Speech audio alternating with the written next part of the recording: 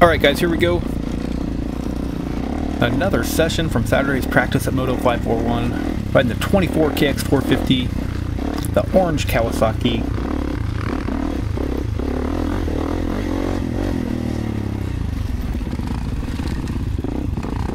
If I remember correctly, this is my third session. Got Mark jumping out here in front of me.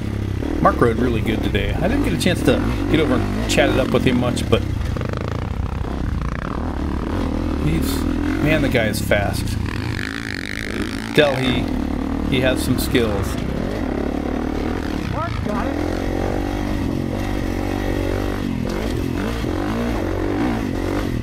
Yeah, I'm still out here struggling with the jumps, with the traction. It's all mental.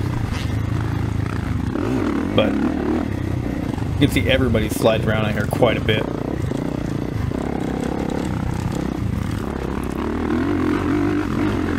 Trying to dial in this outside before the rollers a little bit. The main line is to inside, then swoop over to the left of the track.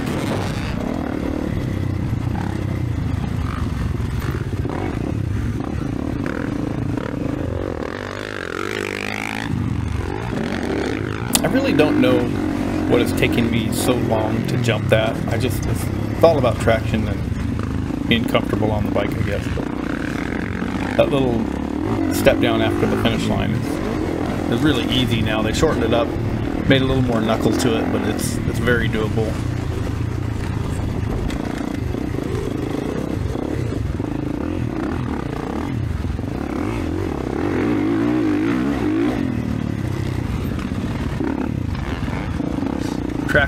Track was fun.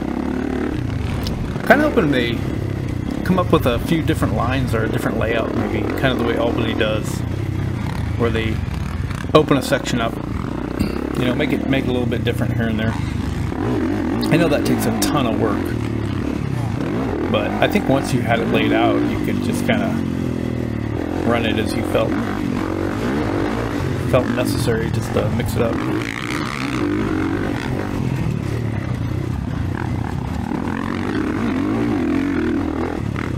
Coming in hot. Yeah, he was flying. He was riding really good, especially that back section. Of course, I haven't been doing the tabletop for a while, so I got to get that figured out again.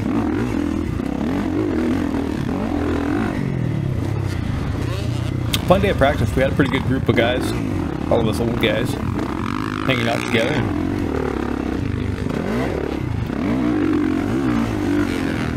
Trying to figure out how to ride a four-stroke again.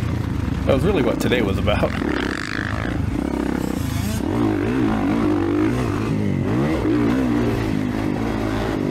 course, I rode the 300, the two-stroke all summer, raced the whole series with it, had a lot of fun on that bike.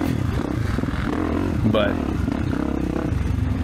time to get back on the 450, see if I can still ride a four-stroke. The quick answer for that, as of today, is not really. I really had a hard time. Probably running it a gear too high with how slick it was, and just couldn't keep the bike.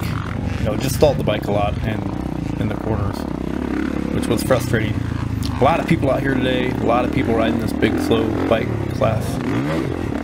I'm borderline thinking maybe it would be better for me to move up to the fast bike class. But if I'm not jumping even the back tabletop, I don't want to be that guy who's just in the way. If you're going to ride the fast bike class, you probably should be able to do the bigger triple in the middle and all that. And although that was on my list of things to get done today, I did not get it done. I'm just still scared. Every time it's funny, every time I come out here and I get myself all kind of ready to do it, that track kind of throws me a curveball. It's generally just a traction thing and how comfortable I feel. This is a track that for me, and everybody's different, I know fast guys can go really fast on this track, but for me, I really have to, I don't know, you can't push it too hard. You see, I kind of sized that triple up there a little bit, I jumped that long on purpose to see what it was going to feel like, and it hurt, so.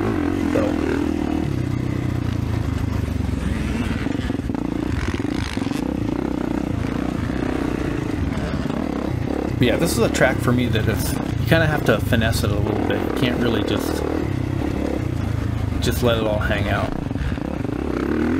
I don't know if that makes any sense to anybody, but for me, it's just, if I try too hard to go fast, I'm going to end up off the track because it's so slippery out here. I know the dirt looks good on camera, and you know, everything you see, it looks pretty good, and it is. It's much better than it was when this track originally opened up a few years ago. They've done a lot of work to it, and that work is paying off now, but it's still, there's not as much traction here as there appears to be. And it gets ruddy, and it gets, I don't know, like I've said in the past, I feel like this is one of the more technical tracks that I really ride. And it's my local track, so I really enjoy coming out here. It's literally 5 minutes from my house, so.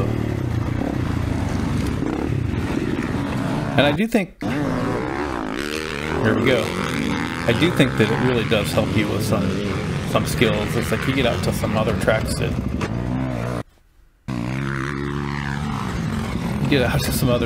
don't get rutted up and aren't as slippery and there's more traction in it. I don't know, I think it makes those tracks easier to ride.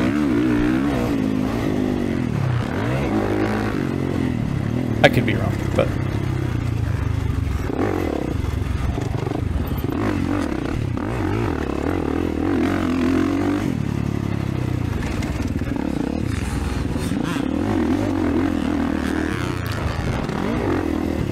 so part of the frustration of stalling it is that all the group of guys that you've worked through to, you know, try to get into some cleaner air, you have to work through again, which that's all good practice, but pretty frustrating still.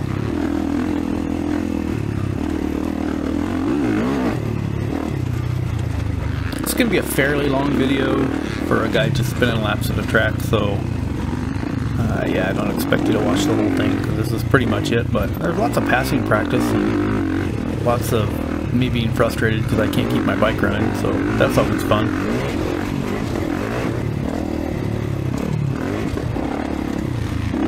I wouldn't say I rode particularly well today, but I did have fun. I ended up doing 5 sessions. I did hop in late in the day with the fast bikes, kind of an open practice. And yeah, I still don't belong in that class. I am not a fast bike guy, but the difference today, especially in skills in the slower bike class, was, you know, there were some kids, some guys that were out here that were definitely at a more beginner level. And I've been riding dirt bikes a long time, so it's all about what jumps you're willing to hit, really. Oh look, surprise, surprise. Boy, it was a frustrating day for me, what can I say? I love this bike, I love 4 strokes, I love 2 strokes. Definitely consider myself a 2-stroke guy, but man, it's so hard for me to come off of riding a 2-stroke all summer where you don't really have to worry about engine braking, and stalling the bike as a 2-stroke, it just doesn't happen flaming out like the 4 strokes do. And that's really what's happening a lot here, is that I'm just probably a gear higher than I should be, because the bike will pull it if it'll keep running. And I remember I just need to shift this bike a little bit more, drop it down a gear going into turns, and then it's fine. But yeah, it can be a lot to readjust to, going from the 2-stroke all summer back to the 4-stroke. There we go. It took me long enough to start hitting that thing. But it's really super easy the way they've got it set up right now. Before, it was a little bit longer of a step down, and it didn't have quite as much knuckle on it, but it was a little harder to get right out of the corner.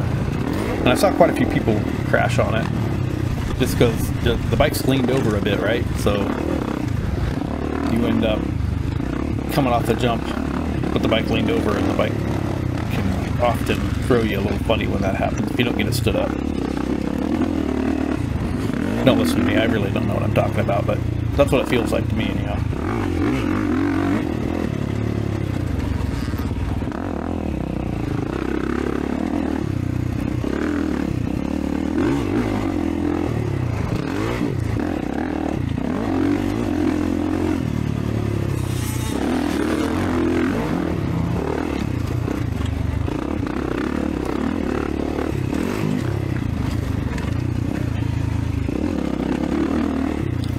course, this track, as it dries out, gets better. So every session gets a little bit better for me as I get more comfortable, find some lines that I like. I really like those rollers, so I'm glad they put them back in. Earlier in the season, they just kind of had a small little, it was almost like a curb jump that kind of slowed you down. You had to be careful on, but yeah, I'm a big fan of the rollers. They're just fun. And everybody hits them a little different. Some guys try to jump into them, and some guys just kind of, like I do, I just kind of bash my way through them. Maybe hop the one in the middle or whatnot. Oh, coming up on the gas with my buddy Josh. Josh is killing it out here on that thing. I know I've said it before, but the wood spike suspension works really well in this slippery turns and navigate the ruts. He's going to be a heck of a track guy if he ever gets his new bike. Josh looking at picking up a 26 KX450, which will be his first track bike in a long time. So I think that'll be cool. Although I don't know, man, he might be faster on the 300. We'll see. Yeah, he's gotten quite a bit better since he's been showing up. You know, pretty much every practice he's been trying to get out here if he doesn't have something else going on, car racing or anything.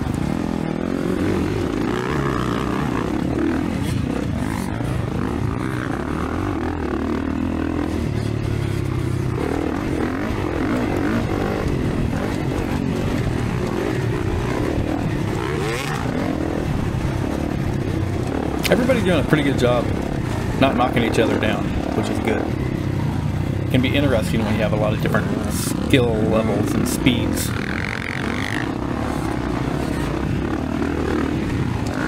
But the rule of thumb is just, you know, try not to, you know, hold your line. Basically, don't go from one side of the track to the other, because you may not realize somebody's coming up on you. So, and everybody's doing a pretty good job of that, so that's good. Finally get some clean air here. Got big plans for this now. We're gonna set some speed records. That's my plan right here. And then I cross rut. I just about hit the ground.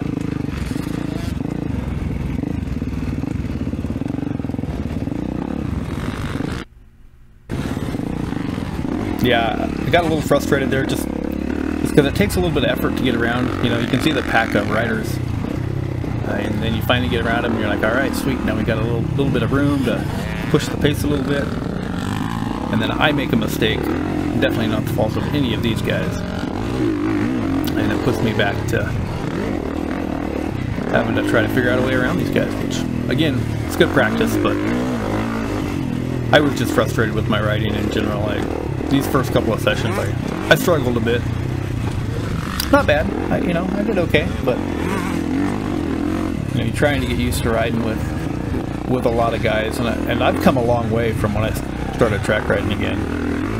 Getting used to jumping next to people and trusting that they're not going to make a mistake, or that I'm not going to make a mistake that's going to take somebody else out. You know? Yeah, so that's the end of that session. I think that was session 3. I don't remember. Track's coming around. We'll go out for another one here.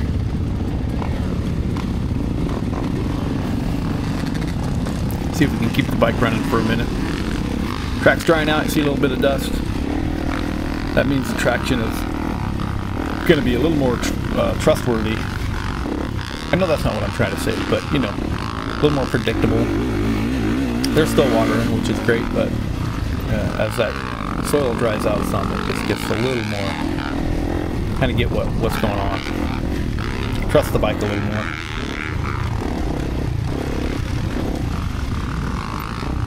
Kind of take one of the inside lines here. I really haven't been hitting that inside line at all today. I've been working on figuring the outside line out a little more, because I don't usually do the outside.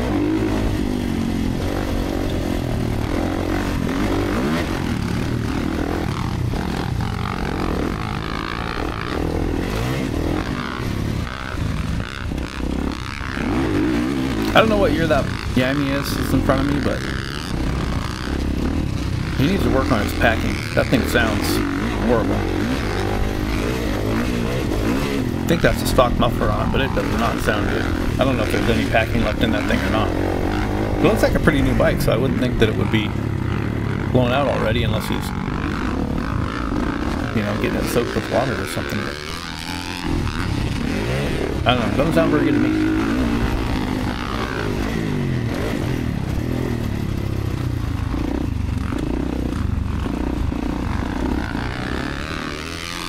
Taking the outside, there's a great cheater line on the inside.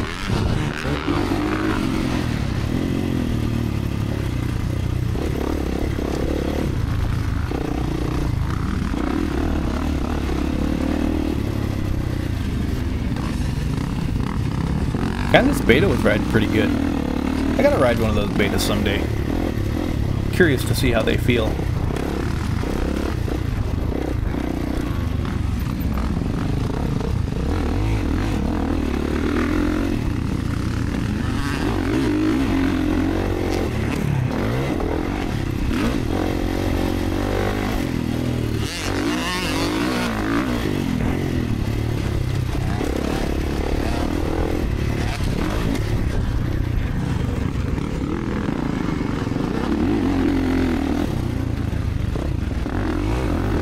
That outside is so hard for me to dial. I like going outside there and carrying some speed through these rollers, but this guy does a good job coming over on me, so and that's the main line, that there's not much on the other side of the track as far as lines go.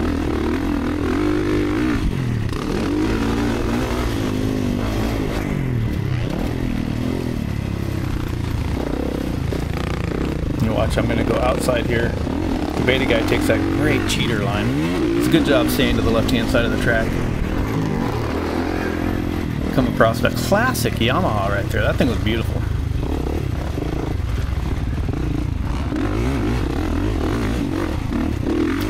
I really struggled coming through there. There's one line that's really dug deep into the track, and it's really hard to get out of that line with how slippery it was. I know I'm not explaining that very well, but I struggled. Kind of getting sandwiched there. I'm gonna have to either pick the pace up or slow down or do something. But got a little clean air here, so if I can keep the bike from stalling, maybe we can get some distance here.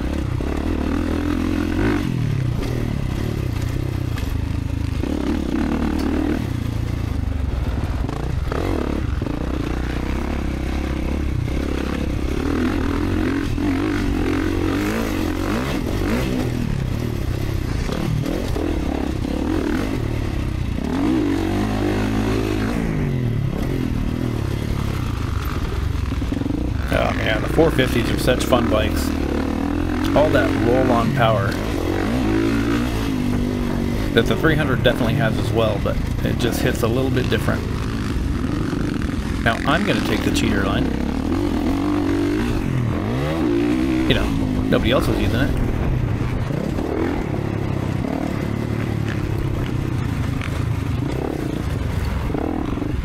So next race is on the 28th, 27th, I think. I don't think I'm going to be able to make that. And another mistake. I don't think I'm going to make that race. I'm pretty sure I'm going to have to work kind of the way it's been going lately, so yeah, I'll either be there or I won't. And then they may have practice on Sunday, which I might be able to make if I don't go to Eugene again, and it's right up there, so we'll see how it all plays out.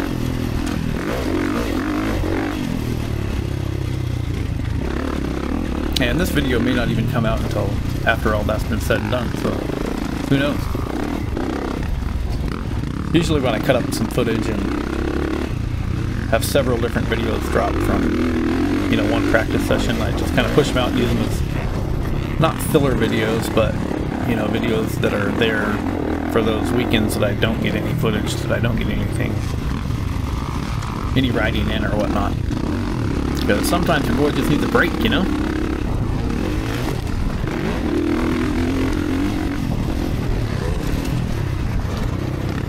Look at guy in the beta again. Yeah, he must have got around me when I made another error. He's riding good. Got that thing dialed. Throwing rocks at me. Love it.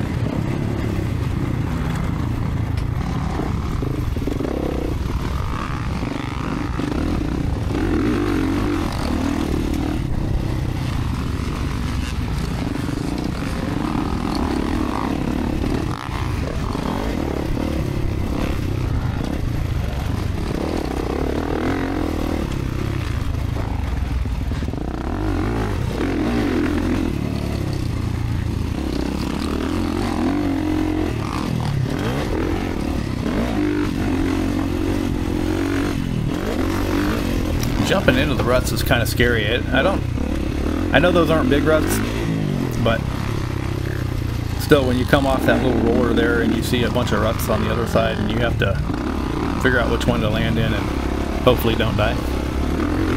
Kind of an interesting position to be in. Like I said, I don't often end up at tracks where you're kind of jumping into ruts. So, I don't know, more skills to work on, I guess, right?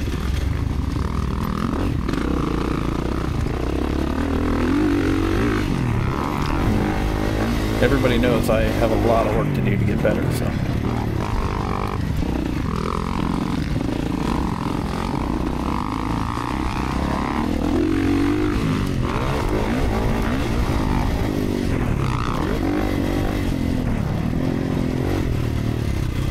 Buddy Rob, again riding well. Nice inside line there.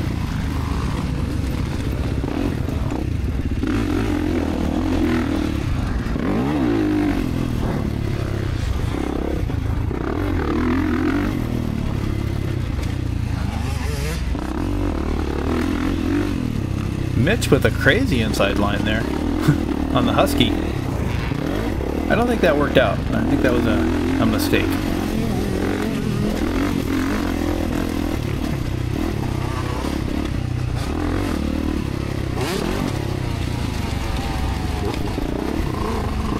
Sounds like a crispy 125 in front of me. It's a beautiful motorcycle. Rob coming on the inside of me there, getting sneaky. I didn't know he was still there.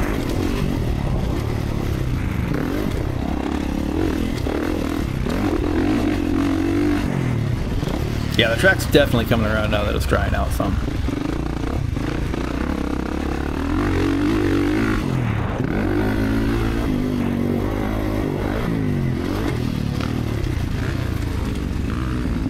Inside cheater line for the win.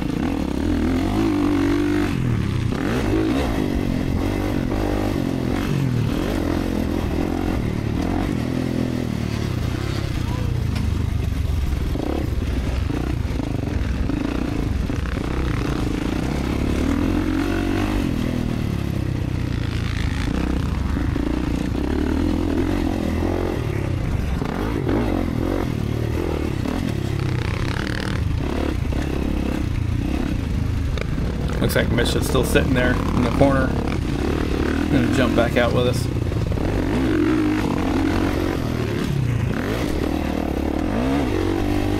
I just need to do it. I don't know what I'm doing with the tabletop thing. One of those things where if I'm having fun not jumping it, why push your luck and jump it, I guess. I don't know. I get into my own head over some of these jumps sometimes.